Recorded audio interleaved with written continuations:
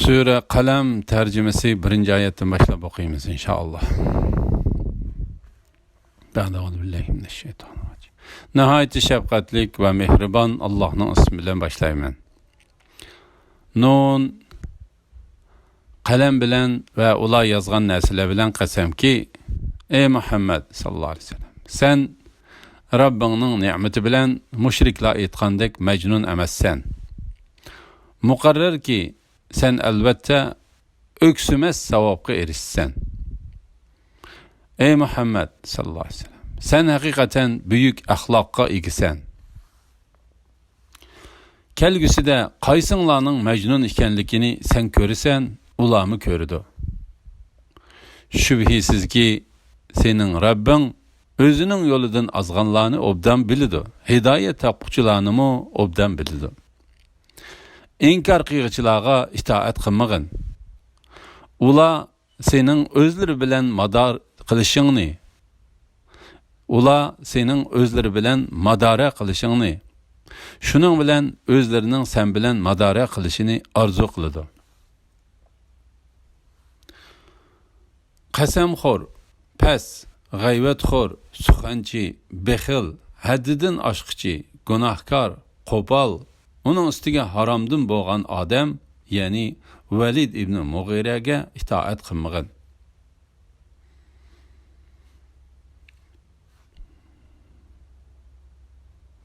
Bizning oyatlarimiz uningga o'qib berilsa, uning mol-mulki va o'g'illari bo'lganligi uchun bu burunqilarning hikoyalaridir deydi.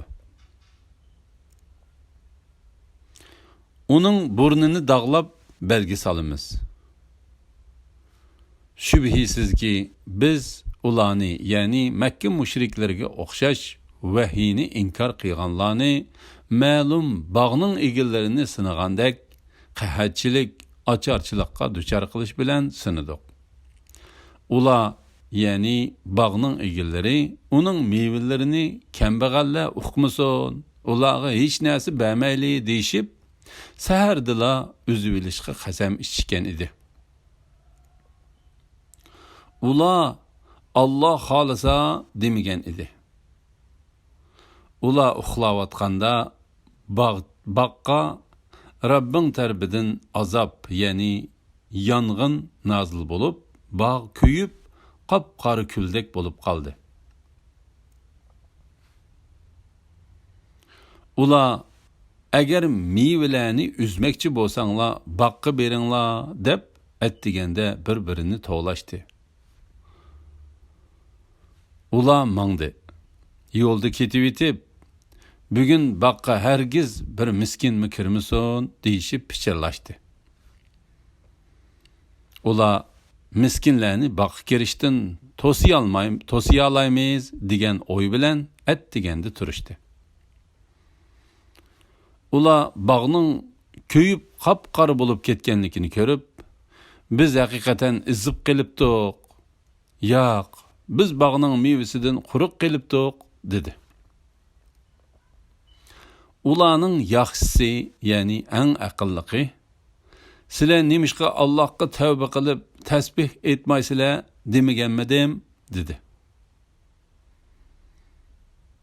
Ular, Rabbimiz seni pak deb e'tiqod qilamizki, biz miskinlarning haqqini mani qilish bilan haqiqatan zulm qilg'uchilardan bo'ldik dedi.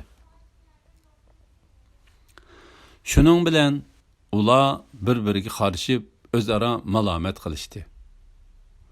Ular deyishdi: "Voy holimizga! Biz haqiqatan haddimizdan eshibdik. Umidki Rabbimiz bizga buningdan yaxshiroq bog'ni bergay. Biz albatta Rabbimizdan umid qilg'uchilarmiz." Azob mana mushundaqdir. Ya'ni Qurayshkimu bog' egillariga tushgan azob tushidi. Agar ular bilsa, oxiratning azobi texmi qattiqdir. Taqvodorlar Rabbingning dargohida haqiqatan nozu ne'matlik jannatlardan bahramand bo'ladi. Biz musulmonlarni kofirlar bilan barobar qilamdik. Sizlarga nima bo'ldi? Qandaq sizga mundaq hukm chiqarilsizlar? Yoki sizlarga osmondan nozil bo'lgan bir kitob bo'lib, uningdan sizlarga qiyomat kuni xoliqininglar bor deganni o'qidinglarmi? Yoki sizlarning hukm qilgan narsanglarning bo'lishi uchun biz sizlar bilan qiyomat kuni ondan vaqt tutishadigan mahkam bir ahdi tuzishganmi? Ulardan so'rab baqqinki, ularning orasida qaysisi yuqorqi ishlarga kepillik qila oladi? Yoki ularning yuqorqi ishlarga kepillik qiladigan sheriklari bormi? Agar ular davosida rostchil bo'lsa, sheriklarni keltirib baqsin.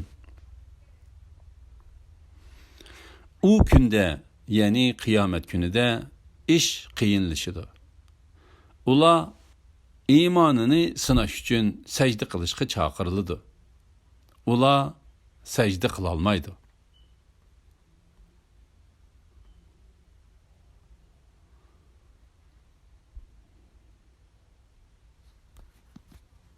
Ular qo'rqinishdan tikilib qaraya olmaydi.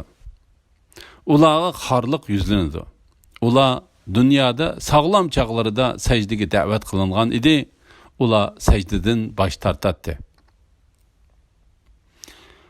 Bu Qur'onni inkor qilganlarni man qo'yib etkin. Ularni to'ydirmasdan asta-asta halokatga yuzlandiramiz. Ularga muhlat beramiz. Ularga muhlat beraman. Shubhisizki mening tadbirim puxtadir. Yoki ulardan dinga da'vat qilganligingga haq so'rab, ularning iqtisodiy yukini eg'irlashtirib etdingmi? Yoki ularning yanida g'ayb, ya'ni g'aybni ichiga olgan lavhul mahfuz bor bo'lib, ular aytadiganlarni shuningga yozamdi. Rabbingning hukmiga sabr qilgin. Aldirang'uliqda, zerikkaklikda beliqning sohibiga, ya'ni Yunusga o'xshash bo'lmagan. O'z vaqtida u beliqning qornida turib, g'amkin holda Rabbiga iltijo qildi.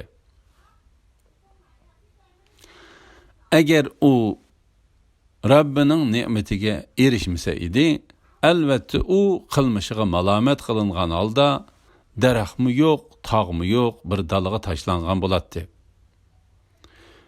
Rabbi uni payg'ambarlikka tanladi. Uni yaxshilardan qildi. Kafirlar Qur'onni anglagan chaqlarida sana bo'lgan dushmanligining qattiqligidan yomon ko'zlari bilan seni yiqitib etishga tas qoladi. Seni shubhisiz bir majnun deyishidi. Qur'on faqat tamom ahli jahon uchun va'z nasihatdir.